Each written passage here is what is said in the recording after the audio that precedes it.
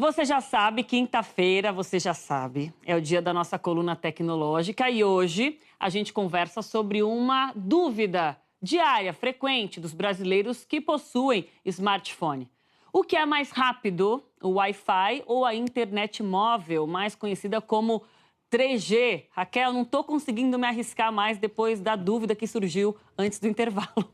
Então, Aline, para muitas pessoas a resposta é o Wi-Fi. E aí, tem o avanço da tecnologia, isso vem mudando em muitos lugares, a gente sabe, mas como é que fica?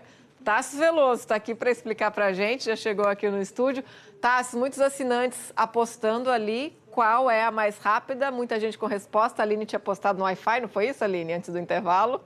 E aí, qual a resposta certa? Eu tô adorando, porque virou quase aqui uma loteria. Vamos ver quem acerta. Para responder essa pergunta, tem uma consultoria especializada em velocidade de internet e todo esse acompanhamento do mercado. Eles fizeram um estudo em 50 países. E a partir daí nós temos alguns indícios de como esse mercado vem se desenvolvendo. Temos uma arte aqui para mostrar, porque é o seguinte, em 60% dos países, a gente vai ver aqui, aliás, em 40% dos países, primeiro, os dados móveis, a internet 4G, 3G, 2G, é mais rápido do que o Wi-Fi. Só que nos outros 60%, e nós também separamos aqui, os consumidores ainda dependem mais do Wi-Fi, daquele roteador de casa ou da cafeteria, porque ali você consegue uma conexão mais estável e também com uma qualidade maior. E o interessante é que o Brasil também entra nesse percentual de 60%. Então, aqui no país, de modo geral, a pessoa, o usuário, o internauta, ele consegue uma velocidade mais alta quando está no Wi-Fi do que na rede de dados. Só que tem um detalhe, esse detalhe é muito interessante, porque quando a gente desmembra esse estudo por tipos de conexão, o 4G já sai na frente. É uma tendência mundial e o Brasil também vem caminhando para esse cenário. Então, seguindo aqui nas nossas ilustrações, olha só, no Brasil, a gente separou pela rede de dados móveis geral, 4G, 3G, 2G, todos esses, via Wi-Fi e via 4G. E olha ali, o usuário brasileiro, quando ele recorre ao 4G para fazer a navegação via internet e copiar os arquivos, receber no celular, ele já navega mais rápido do que quem utiliza o Wi-Fi. Então, em muitos momentos, pode ser mais interessante você habilitar no seu smartphone diretamente a rede 4G do que o Wi-Fi por causa disso. E a diferença da velocidade é bem maior, né, do 4G para o Wi-Fi do que do Wi-Fi para os outros, para o 3G, né? Sim. A diferença de velocidade aqui está bem maior. Aqui é quase um empate técnico e tem uma explicação para isso. Muitos smartphones, atualmente, quando eles encontram uma rede Wi-Fi, eles já pulam diretamente para essa rede Wi-Fi. Tem ali o 4G, tem o 3G, mas ele vai para o Wi-Fi por padrão.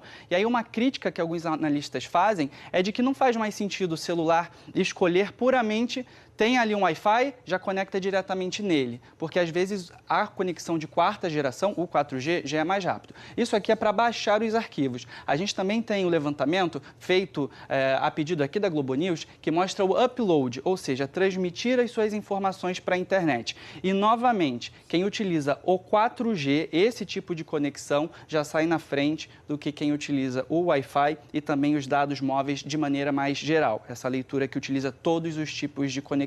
É bom ficar de olho, quem está pensando em trocar de operadora de telefonia agora, checar qual é a franquia de dados do seu 4G, né? Se o seu celular está habilitado para esse tipo de conexão, porque essa mudança está acontecendo no mundo inteiro e aquele 40/60% que a gente viu no começo, né? Deve acontecer uma modificação e a partir daí o 4G começar a ser mais popular e os dados móveis do que no Wi-Fi. É, Aline, o 4G é mais rápido.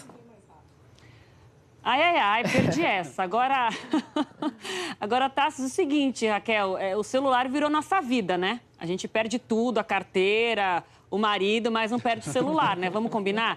Quer dizer, a gente não usa mais só para fazer ligação e mandar mensagem, né? A gente usa aquilo o tempo todo, vive conectado, principalmente, né, à internet. Se a gente fizer um raio-x, Tássio, eu apostaria agora com um pouquinho mais de segurança de que o principal uso do celular hoje, do smartphone, é para conexão via internet, né?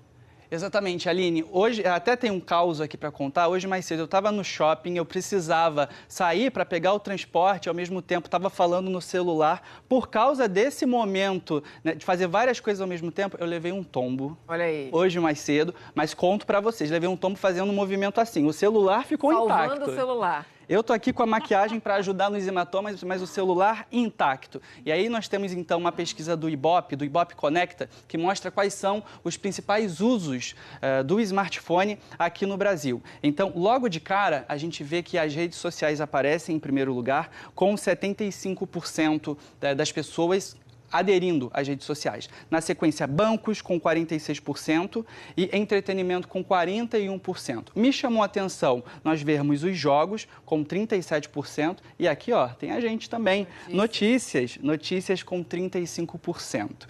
Então, todas essas formas de uso do smartphone bombam aqui no país, todos eles com mais de 30% de adesão.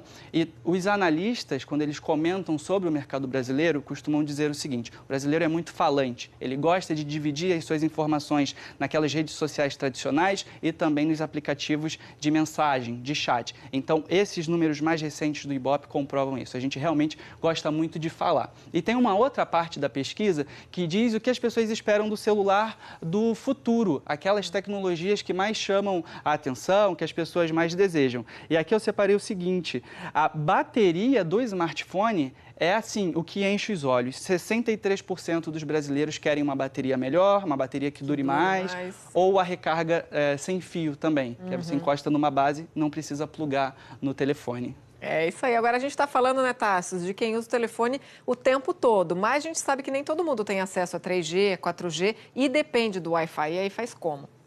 Quando você depende do Wi-Fi, existem umas dicas, primeiro, de segurança. Então, é sempre bom estar com o antivírus atualizado, tomar cuidado com qual rede você está se conectando. E eu lembro também que algumas operadoras de banda larga fixa, aquela aí da sua casa, residencial, elas também oferecem um Wi-Fi gratuito espalhado pela cidade. Então, você vai lá, está num aeroporto, de um café, quando habilita o Wi-Fi no notebook ou no celular, aparece o nome da operadora de telefonia.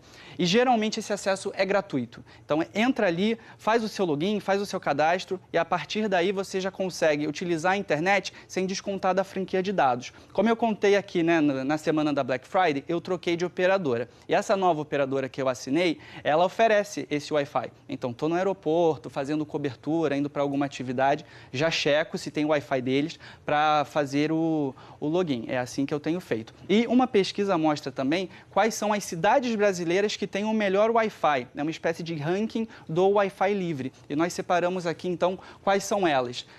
A gente vê Recife em primeiro lugar, depois Campinas, Fortaleza. São cidades um pouco menores, não tem nenhuma grande capital aqui no top 3.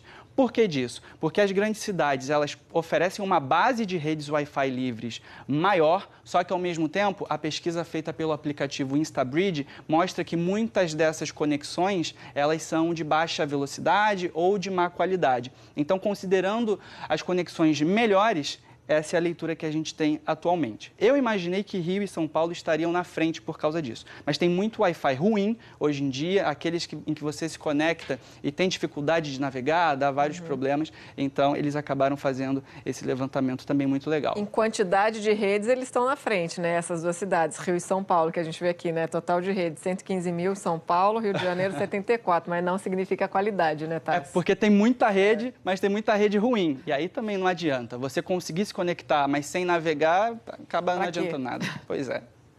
Aline... Não, passa nervoso, né? Passa nervoso. Eu não vou citar aqui os lugares onde eu vou, mas, por exemplo, aeroporto. Nossa, preguiça, gente. A rede cai, demora para fazer as coisas, né? Quer dizer, melhor então usar o 4G do que ficar tentando não pagar o Wi-Fi e passar dor de cabeça, né? Às vezes desliga o Wi-Fi ali que dá mais certo, né? Usar a internet ali do celular mesmo do que esperar a conexão funcionar. Semana que vem? Semana que vem estamos aqui. Então tá bom. Tá certo. Obrigada, Tassi, com todas as dicas aí interessantes para todo mundo. Semana que vem tem mais Coluna Tecnológica.